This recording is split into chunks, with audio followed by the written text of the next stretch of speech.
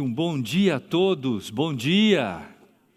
Como vão vocês, animados, firmes e fortes? Nós sempre temos desafios, né? Eu fiquei pensando ali no meu colega pastor Martin, quantos desafios sobrecaem sobre os ombros de líderes de instituições como essa, grandeza, complexidade, não é?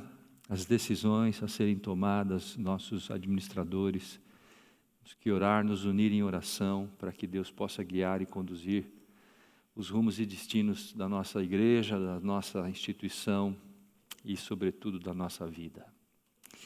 Deus seja louvado pela sua presença nesta manhã.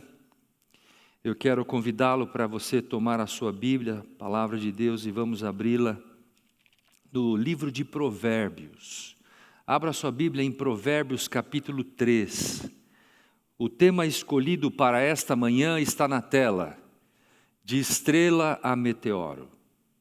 Nós vamos estudar a vida de um grande servidor da Igreja Adventista, um dos mais brilhantes e notáveis servidores da igreja. Mas antes vamos ler o que a palavra nos diz. Capítulo 3, versículo 5, diz assim: Confia no Senhor de todo o teu coração, e não confie no teu próprio entendimento, diz a palavra. Reconhece o Senhor em todos os teus caminhos, e Ele endireitará as tuas veredas. Verso 7. Não seja sábio aos teus próprios olhos, teme ao Senhor e aparta-te do mal, porque isto será saúde para o teu corpo e refrigério para os teus ossos. Na tela está a luz mais brilhante do adventismo do século XIX. Esse personagem nasceu numa pequena cidade do estado de Michigan chamada Tyrone, no dia 26 de fevereiro de 1852. Não muito distante de Battle Creek. Logo no seu início, na sua infância, ele conheceu a mensagem da Igreja Adventista, e ele conheceu a família White, e começou a ter uma tremenda amizade entre ele e a família. E a família logo percebeu a capacidade, a notoriedade, o talento e os dons desse rapaz. E o pastor Tiago White o chamou para ser um servidor na gráfica da Review and Herald. E ele foi trabalhar como operador e também revisor de textos. Era um garoto muito, muito talentoso. Aí está uma foto, a primeira foto que nós temos conhecimento de John Harvey Kellogg. Aí ele deveria estar com seus 14, 15 anos de idade. E ali trabalhava nesse prédio da Review and Herald, que ficava na cidade de Battle Creek. Em 1870, vendo a capacidade, o talento deste jovem, o casal White definiu e resolveu enviá-lo para uma escola de medicina, para que ele cursasse o programa de medicina e voltasse para então trabalhar no sanatório de Battle Creek. E o casal então, apoiando ele, mandou em torno de $1.000, naquela época representava uma quantia substancial em recursos, para que ele pudesse então cursar o programa de medicina. E em 1875, Dr. John Harvey Kellogg, ele se gradua como médico na Universidade de Ann Arbor, no estado de Michigan, e ele faz a sua residência no mais notável hospital daqueles tempos, chamado Bellevue, em Nova York, que era um dos hospitais mais renomados na área de cirurgia gástrica. E ele então se torna um cirurgião do sistema digestório, não é? Aí está um diploma da sua época. E em 1876 o casal chama Dr. Kellogg para assumir o comando da primeira instituição de saúde da Igreja Adventista do Sétimo Dia, que era conhecido como Instituto Ocidental de Battle Creek. Está aí esse instituto que eu falei para vocês, que foi fundado por quem mesmo? Quem que ajudou a fundar esse instituto? O maior líder da Igreja Adventista, quem foi?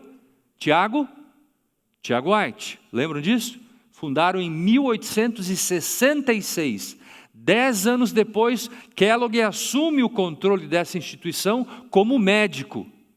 E prestem atenção o que esse indivíduo faz em 2 anos, com o apoio da igreja. Aí está, essa foto é de 1878.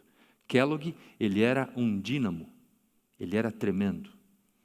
E ele foi em busca de recursos, e ele transformou aquela pequena clínica em um hospital, com o apoio da igreja, evidentemente. Não é? Kellogg, ele era um homem de grandes ideias, grandes pensamentos. E aí está a sua esposa, se casaram no dia 22 de fevereiro de 1879. Ela se chamava Ella, não é? Ella, é o nome dela. Ella Eaton Kellogg era o nome dessa mulher. Mas é interessante destacar que eles não tiveram filhos, biologicamente falando. Não puderam ter filhos, e aí o que fizeram? Eles adotaram mais de 40 crianças, e eles educaram em sua própria casa 40 crianças, que se tornaram médicos, enfermeiros, contadores, trabalhadores, administradores da igreja, em vários campos, em várias áreas da igreja e também do mundo. Não é? Dr. Kellogg era um musicista, ele tocava piano, olha que coisa interessante. Um médico pianista, tinha vários e múltiplos talentos, sua capacidade era tremenda, um homem extremamente inteligente, competente e capaz no que fazia. Kellogg, além de tudo, foi um grande inventor. Ele inventou vários sistemas de tratamento na área da medicina, vários equipamentos que curavam as pessoas. Ele criou vários sistemas e aparelhos cirúrgicos. Ele era conhecido como um homem que estava 10 anos à frente do seu tempo. E toda segunda-feira, ele reunia todos os seus pacientes na capela do sanatório de Battle Creek. E às segundas-feiras de manhã, ele ministrava palestras sobre o cuidado e a prevenção da saúde.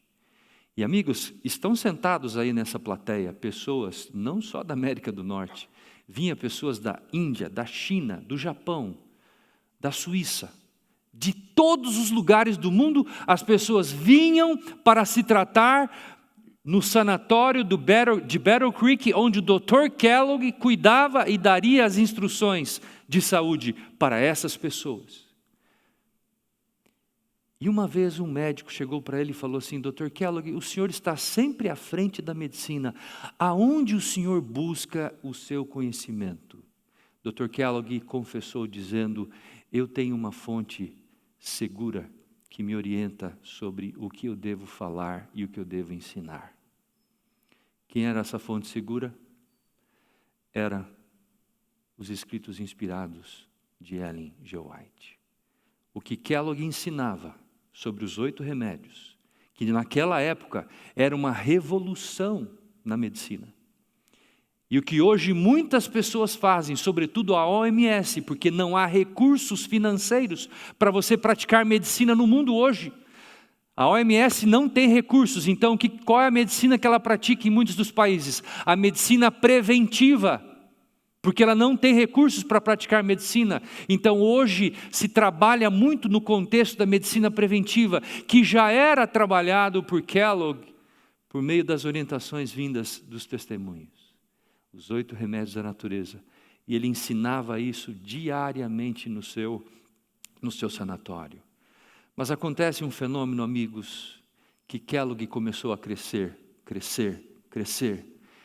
E junto com o seu crescimento, cresceu também o seu ego. Ele era uma pessoa muito competente. Houve um momento na história da igreja, na década de 1890, onde Ellen White foi para a Austrália entre 1891 e 1900, que o complexo de Battle Creek Sanatório arrecadava mais recursos do que toda a igreja mundial. O sanatório, as empresas de Kellogg, arrecadava mais recursos do que toda a igreja mundial, os dízimos e ofertas e tudo mais. E isso trouxe a Kellogg um espírito quase que de dominância sobre a igreja. O que ele falava era lei. Ele sentava-se numa reunião, o que ele dizia era a última palavra. E Kellogg, na ausência de Ellen White, nesses 9 anos, começou a se desviar dos caminhos do Senhor e das orientações dadas por Deus. Aí temos um relatório, um registro de uma foto de 1891 do sanatório. O sanatório cada vez crescia. Mas é interessante falar isso, não sei se o pastor Fabiano está aqui hoje. Kellogg inventou os polos de escolas. Ele criou polos, ele criou um instituto chamado Instituto Médico Missionário da Igreja Adventista. Depois ele tirou o nome da Igreja Adventista e deixou só Instituto Internacional Missionário. E ele abriu polos de educação na Alemanha, na Suíça, no México, na África do Sul, no Egito e na Palestina, que naquela época não era Israel ainda, porque foi só reconhecido em 1948. Era a Palestina. E ali ele começou então a difundir suas ideias por meio de escolas. Mas prestem atenção, eu coloquei entre parênteses ali a palavra internacional, porque Kellogg vai tirar o nome da Igreja Adventista. E em 1908, Kellogg vai tomar uma decisão desastrosa. Kellogg vai se desligar da Igreja Adventista e ele vai tomar para si todo o complexo do sanatório e das empresas e vai colocar no nome dele. Tira da igreja e coloca no seu nome. Esse foi um desastre. Mas foi um desastre já preconcebido, já premeditado e profetizado por Ellen White, porque em 1901, quando Ellen White voltou da Austrália, após 9 anos trabalhando na Austrália, ela voltou de lá e Deus revelou a ela em uma visão que ela deveria subir ao púlpito e pregar numa assembleia da Associação Geral, que era chegado o momento do pessoal e de toda a estrutura orgânica da Igreja Adventista sair e se descentralizar de Battle Creek. Porque em Battle Creek havia o Battle Creek College, o Battle Creek Sanatório, a Review and Herald e a sede da Associação Geral. Tudo estava operando e orbitava na cidade de Battle Creek. Deus revela para Ellen White, é necessário que vocês saiam daqui. Mas vocês sabem às vezes que o povo de Deus não atende o chamado, não ouve a voz de Deus. Às vezes o povo de Deus tem o coração endurecido e toma decisões por conta e risco. E eles não saíram. Naquele contexto, Dr. Kellogg, com sua influência, havia namorado, havia sido influenciado por umas ideias do panteísmo, que afirmava de que Deus estava em todas as coisas, de que Deus era uma força espiritual, Ele estava nas árvores, Ele estava nos animais, Ele estava nas pessoas, Ele estava em todos os lugares. E essa ideia começou a tomar conta da mente e do coração de Kellogg. E Ellen G. White foi e repreendeu severamente. Mas Kellogg não ouviu a voz dos testemunhos. E sabe o que ele fez? Ele convenceu a igreja de publicar um livro que ele escreveu, intitulado The Living Temple. Ele convenceu os líderes da igreja a publicar 500.000 cópias de um livro que era totalmente contrário aos princípios e à teologia defendida pela Igreja Adventista. Mas, amigos, Deus não se deixa escarnecer. Sabem por quê? Vocês verão agora no próximo slide. Em 18 de fevereiro de 1902, o sanatório de Battle Creek pegou fogo. E em poucas horas, tudo que existia naquele sanatório veio água abaixo. Aí está uma foto do sanatório pegando fogo em 1902. Aquele imenso complexo se tornou em cinzas. Os bombeiros que jogavam água diziam que a água era como se fosse gasolina, porque quanto mais água jogavam, mais fogo pegava. A questão que eu coloco para vocês é uma só. Por que isso aconteceu? porque a voz de Deus não foi ouvida. Aquele homem tomou decisões de acordo com o seu próprio entendimento, sem se basear e se pautar na palavra de Deus, na revelação profética. Queridos, esse é um grande risco para nós. Mas notem, o sanatório estava em cinzas, eu vou voltar aqui. O sanatório estava em cinzas, mas a sua ideia de publicar o livro ainda estava operante. Porque todas as 500.000 cópias estavam encomendadas pela Review and Herald. E as chapas dos lenotipos estavam todas prontas para poder rodar o livro lá no Review and Herald, na editora. E passados 10 meses, quando eles estavam preparados para iniciar a publicação do livro The Living Temple, Deus envia um segundo sinal. Deus manda um fogo e destrói todo o complexo da Review and Herald. E todas as chapas do livro que estavam preparadas para serem publicadas foram queimadas e se tornaram cinzas. É assim que Deus dirige a sua igreja, amigos. Quando nós não ouvimos a sua voz, Deus intervém. Deus intervém pelo seu poder. E às vezes, é triste falar isso, mas eu vou falar isso. É triste. Às vezes, nós só atendemos a voz de Deus quando Deus envia o fogo. Ah não, agora vamos. Veio o fogo, então agora nós vamos agir, porque isso aqui é de Deus. Mas nós poderíamos ter evitado isso. Como? Se ouvíssemos a voz de Deus. Se aplicássemos os seus conselhos. Mas às vezes, nós chegamos às últimas instâncias e vamos até o fogo. Enquanto o sanatório de Battle Creek queimava, Kellogg viajava dentro de um trem, conta a história. E o telégrafo chegou até o trem, porque os trens também possuíam telégrafos. E um telégrafo chegou ao trem onde ele viajava, informando de que o sanatório estava queimado. E ele, ao saber que o sanatório estava queimado, estava se queimando naquele contexto, em viagem, ele colocou uma prancheta em cima de uma mesa no trem. E ele começou a desenhar a nova planta do sanatório de Battle Creek, dentro do trem. Era um homem tremendo. Tinha muita competência e capacidade, mas agia às vezes por conta e risco. E aí está o sanatório de Battle Creek que ele planejou 4 anos depois que o sanatório foi queimado. Isso foi em 1906. Ele construiu um complexo ainda maior do que aquele que estava ali. Aí estão algumas dos aparelhos, das invenções de Kellogg, que ele fazia para curar doenças, para tratar questões ligadas à coluna, problemas mecânicos, não é? Uma das coisas que mais chama atenção na história de Kellogg, amigos, é esse detalhe.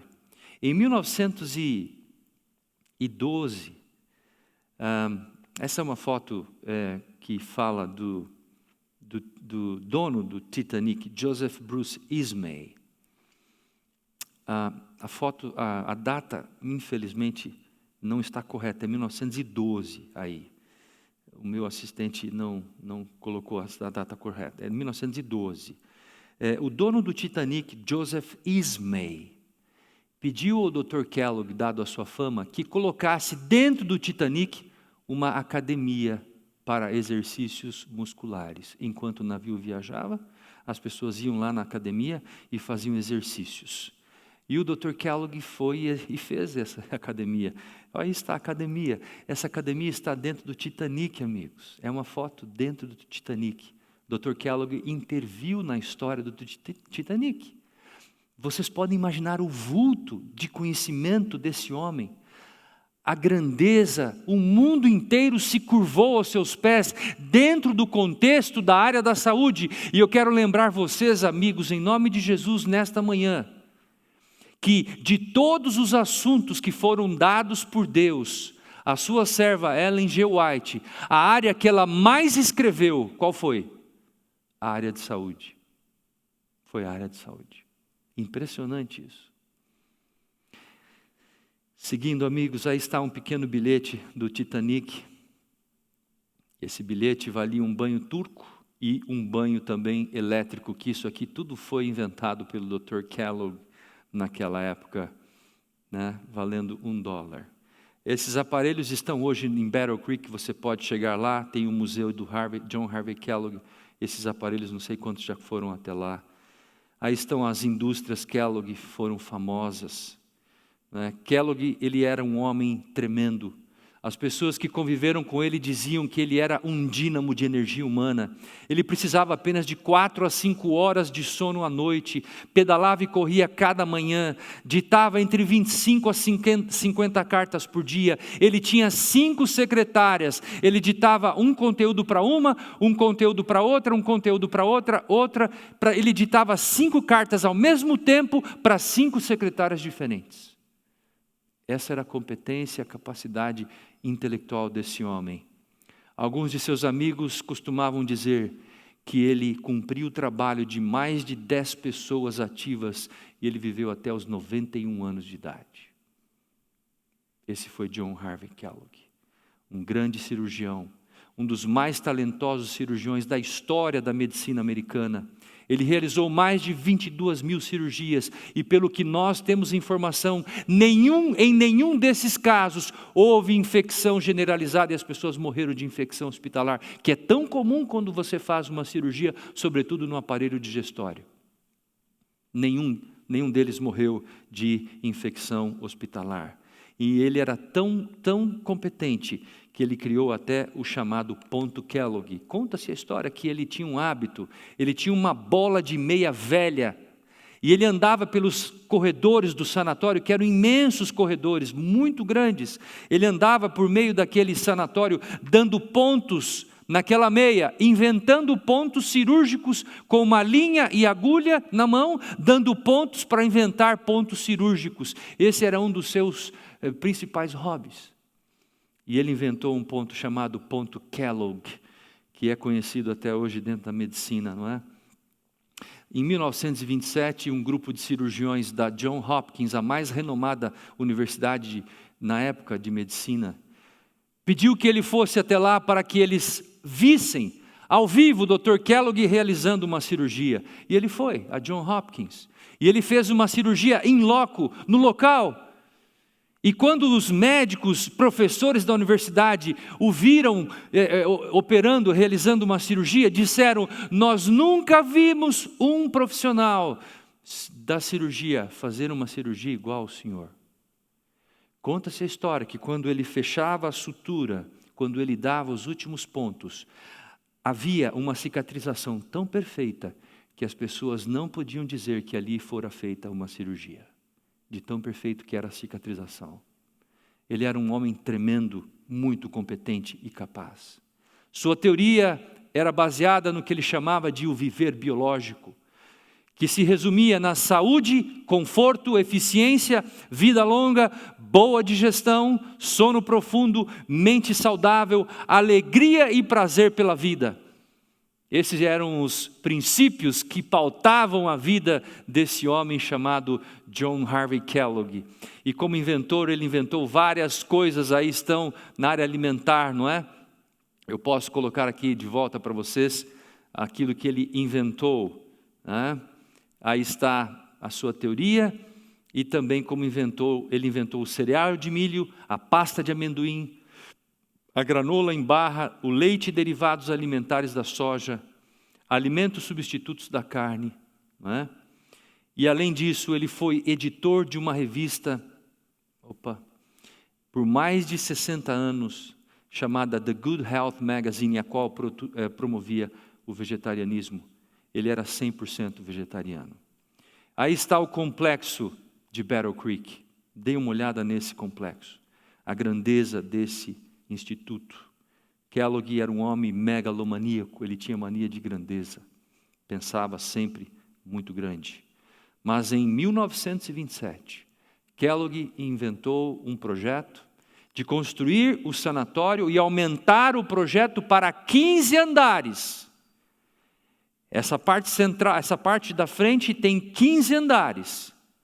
E ele precisava de $4 milhões. E agora o sanatório na sua mão, na sua empresa, no seu controle, $4 milhões, ele pegou esse dinheiro emprestado. E em 1929, o que aconteceu? Houve a grande queda da Bolsa de Nova York. E ele perdeu tudo. Tudo que ele tinha, ele perdeu. Tudo.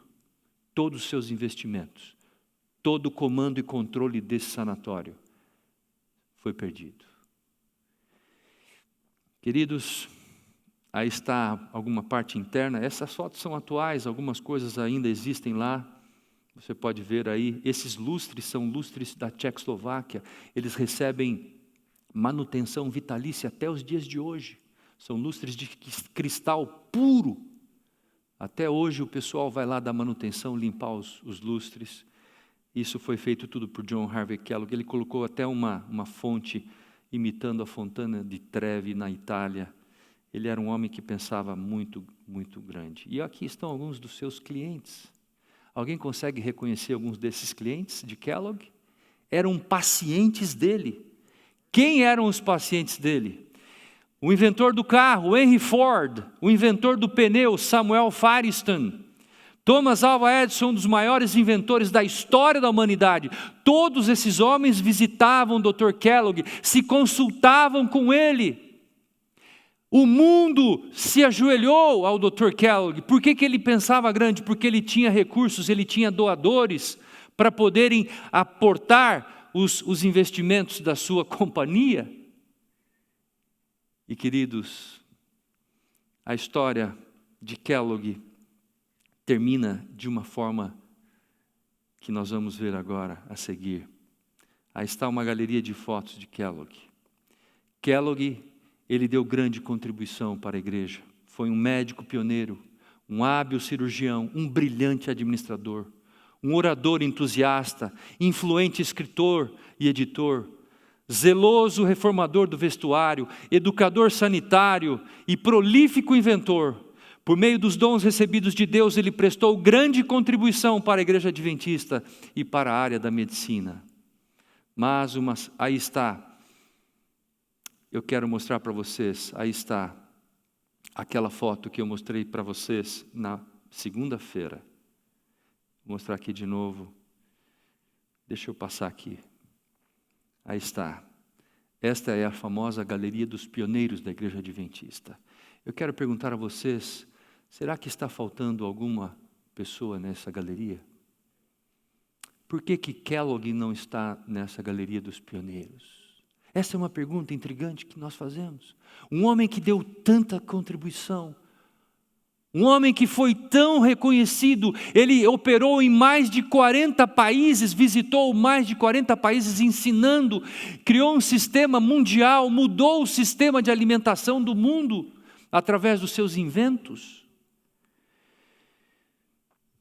Mas por quê? O sistema de alimentação e de saúde da igreja adventista mudaram os hábitos alimentares do mundo daquela época. Porém, os seus biógrafos que conheceram e conviveram com Kellogg dizem que ele era um homem egocêntrico, voluntarioso, independente. Tomava suas decisões sempre sozinho. Enquanto ele colaborou com a igreja adventista, ele foi o mais famoso e notável cirurgião de seus dias. Mas quando ele rejeitou os conselhos de Deus por meio de sua mensageira, ele parou de crescer profissionalmente. E como consequência, ele perdeu a sua reputação. Teve um final de vida triste e humilde.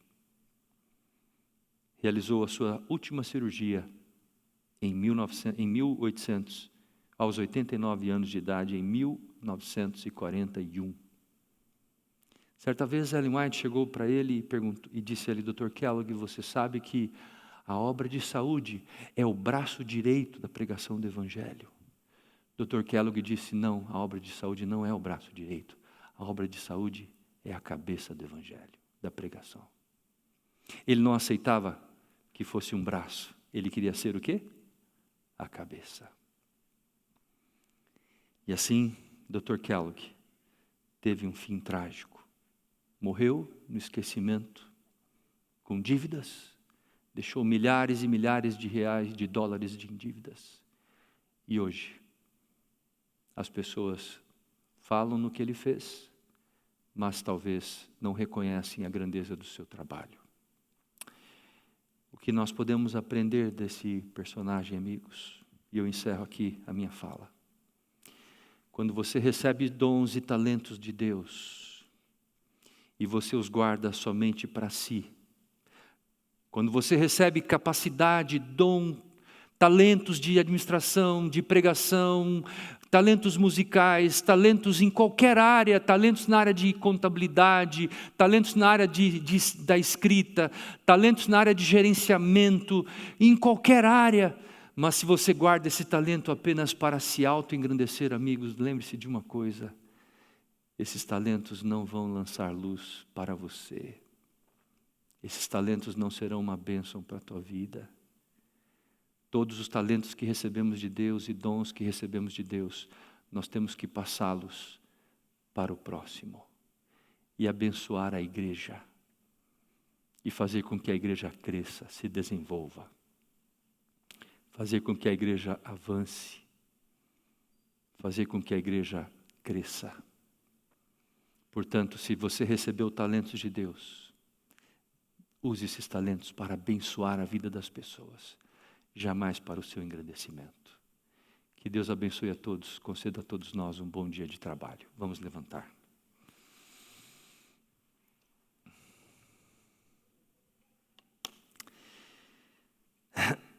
Santo Deus, aqui estamos em Tua presença, Senhor, como Teus servos, como Teus servidores.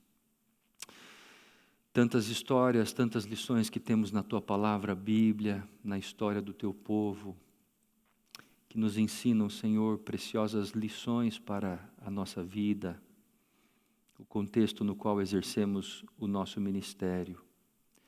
Ó Deus, nós Te pedimos em nome de Jesus, ó Pai, que Tu nos dês a humildade, a disposição, o entendimento e o discernimento para ouvirmos sempre a Tua voz. E ao ouvir a Tua voz, Senhor, que o nosso coração não se endureça, mas que estejamos atentos à Tua voz e que não tenhamos receio de aplicar as verdades reveladas por meio da Tua profecia. Ó Pai, abençoe esse corpo de obreiros, abençoe os líderes dessa instituição, abençoe a cada um de nós que exercemos o nosso ministério nesta escola, Senhor. Permita que sejamos um instrumento vazio em Tuas mãos, para sermos cheios do Teu Espírito e abençoarmos todos aqueles que estão ao nosso redor. Conceda-nos a todos um ótimo dia de trabalho, ó Pai. Que o Teu Espírito nos guie, nos dirija em nossas palavras, em nossas decisões, pois assim nós oramos agradecidos, em nome do Senhor e Salvador Jesus Cristo. Amém.